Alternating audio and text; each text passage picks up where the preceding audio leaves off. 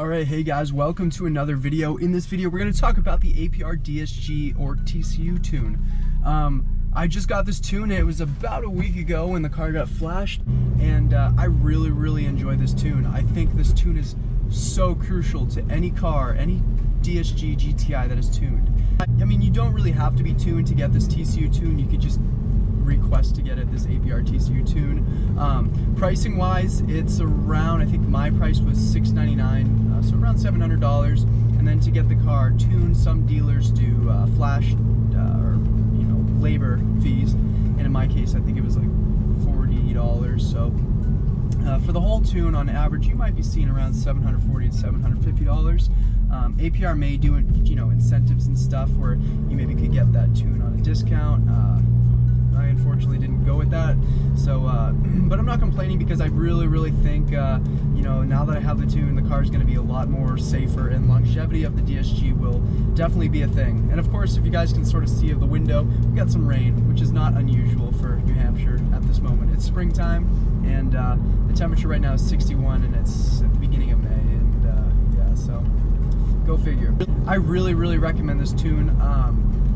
In your normal drive mode, you can see which drive gear you're in, which is really cool. Sport Auto can also show you which gear you're in. It'll say S1 to 6, and same with drive, D1 to D6, whatever gear you're in when you're in drive or Sport Auto. Now in drive, it does extend your gears a little bit longer, and that's probably just to not put as much load on the clutch by not shifting as frequently. So that's definitely something I really enjoy. This thing definitely has a lot of go. Now if I'm just in drive, like I can stab it, it'll downshift quicker, and it will respond much quicker too. And not only that, I mean, I just really won't have to worry about clutch slip anymore. And a lot of people are wondering, does this shift any faster than a stock DSG tune? I can't say it really does. I don't think it does, and I don't really think that's the point of it. It's not really necessarily a performance thing. It's really a daily drivability with any tuned car and a longevity thing for your DSG.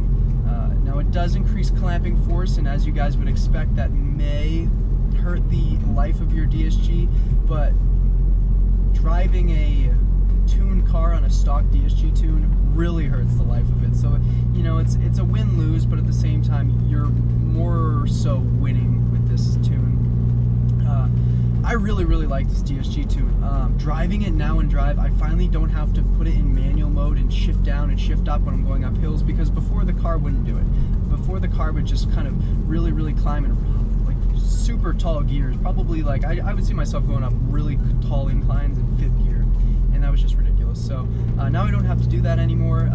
Another feature that you guys may be wondering, this kind of touches on the performance side of this DSG tune, is does this car redline? And yes, the answer is yes, it does. This car will redline, and I'm not going to do that for this video. We'll have a whole video talking about the performance of this TCU tune shortly, but for now I'm just going to talk to you guys about the kind of the basics and kind of what you'll expect right out of the box. So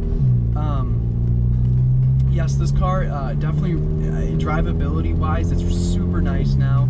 It actually feels like a normal car, and before it was just, like a lot of people say, when your car's tuned to APR, whatever tune you have, and your DSG's tuned to stock tune, or you have two different tunes going on, and those are two different tunes talking to each other, and you're really going to make sure you have kind of two of the same tunes, unless they're really meant to go hand in hand. But APR and APR, that just makes sense to me, and a lot of people say that this APR TCU tune regardless is a really good DSG tune. So that's that. Otherwise, something to kind of keep in mind, your gas mileage may go down just a little bit because it does ride lower gears now, and that's just, like I said, it's beneficial to your clutch, and maybe not necessarily fuel consumption. So that's all of that. Those are just little things to look out for and what to expect with this. I will say this is an awesome tune, and once it dries up and once the rain goes away, I'd love to film a video about the performance, this new launch control feature I have, redline, and the increased redline, of course, too, because now the car doesn't upshift, but also the redline got increased by, I think, 500 RPMs, which doesn't seem like much, but for this type of car, it's a lot. And I might be wrong in the 500. It might be a little less, a little more, but regardless, it does go a little bit higher in the RPMs. So that's pretty much that. I will, of course, like I said, have a video about the performance of this TCU Tune. But other than that, the drivability is awesome. It's phenomenal. And for any of you guys who are APR tuned out there, I highly recommend it. This car drives so great with this tune. But anyway, we'll finish the video off. I'll show you guys a little bit about kind of normal driving with this tune, and just give you guys some just quick impressions and what to expect in the future.